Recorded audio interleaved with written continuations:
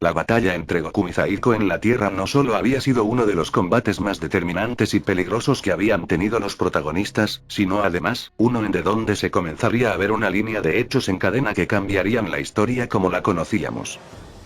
En el infierno todos habían sido testigos del combate descomunal de ambos Saiyajin, quedando sin palabras al ver cómo algo como el Super Saiyajin 5 podía estar dentro de cada uno teóricamente. Un poder así era capaz de cambiar la historia de manera increíble y así lo demostraría. ¿Con qué Super Saiyajin 5? ¿Hasta qué punto eran capaces esos asquerosos simios de llegar si así se lo proponían? Ese poder era demasiado incluso para los estándares Saiyajin y como no podía ser de otra manera debía poseerlo el imbécil de Goku.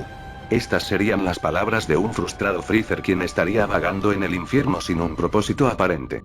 En su último encuentro, este no necesitó mucho para humillar tanto a este como a Cell al mismo tiempo, como si el entrenamiento que ellos habían tenido en el infierno no hubiera tenido efecto. Si para ese punto Goku era poderoso, ¿qué tan larga debía ser la brecha en estos momentos?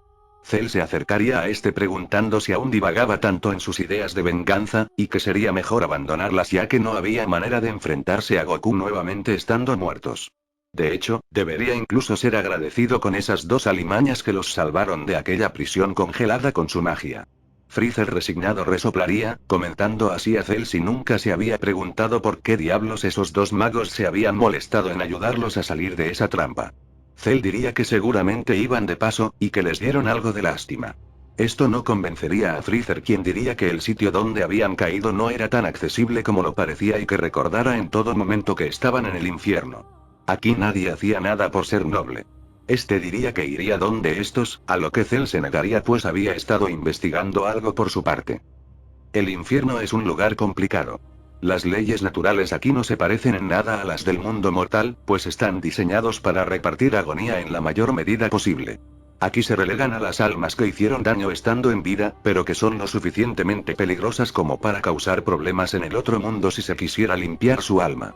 Por ello en el infierno solo habían seres peligrosos y de mucho cuidado. Al encontrarlos, Freezer les preguntaría qué demonios pasaba con ellos y por qué los habían ayudado a él y a Cell en su momento. Estos magos resultarían ser Bigidi y Babidi quienes aparentemente no estarían sorprendidos de ver a este.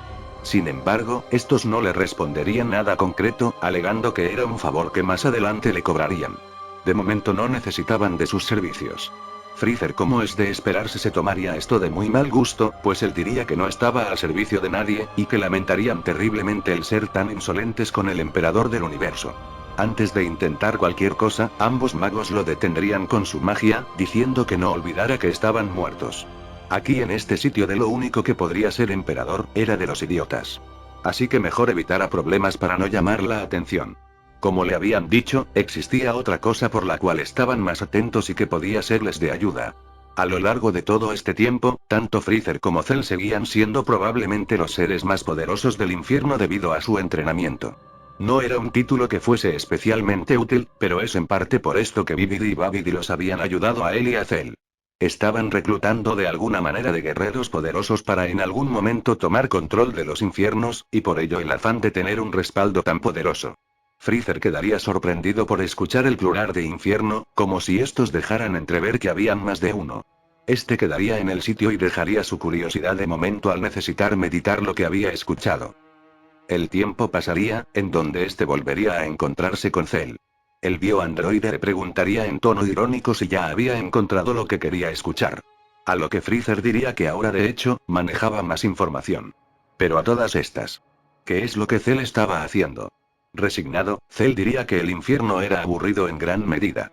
Le molestaba admitirlo, pero de las cosas más entretenidas que podía haber era observar las batallas de Goku y los demás. Sin embargo, había pasado algo que le había llamado la atención.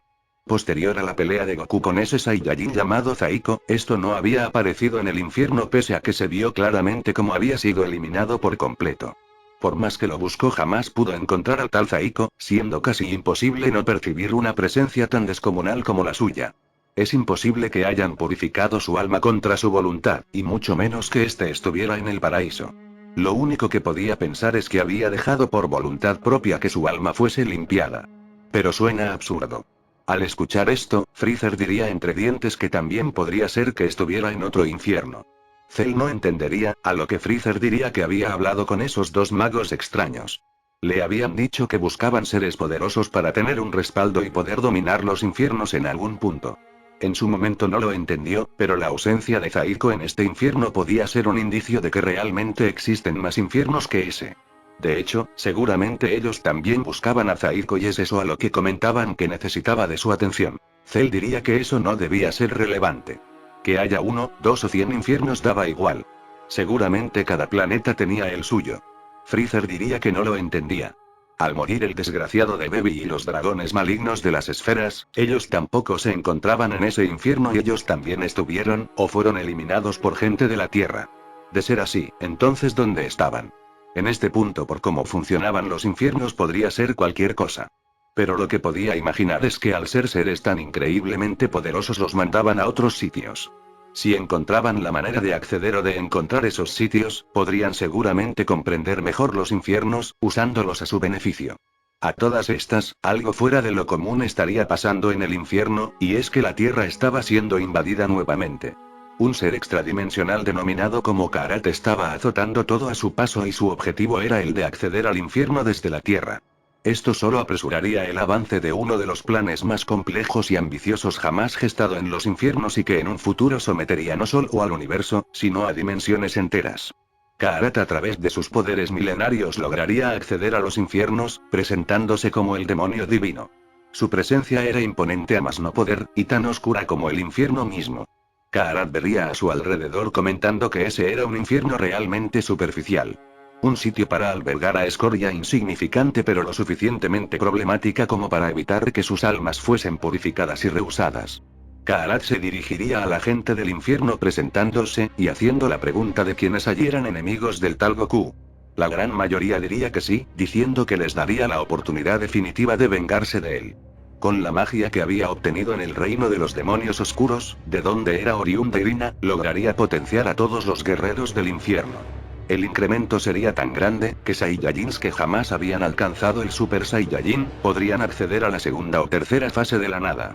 Un incremento que por supuesto también obtendrían los dos seres más poderosos de ese infierno, y los dos magos más capaces. Aquí las cosas comenzarían a complicarse sobremanera. Ya que el único objetivo de estos era vengarse del Saiyajin Goku y con sus nuevos poderes ahora podrían tener esa posibilidad una vez más. Karat había ayudado también de manera indirecta a abrir una puerta que jamás debería haber sido abierta.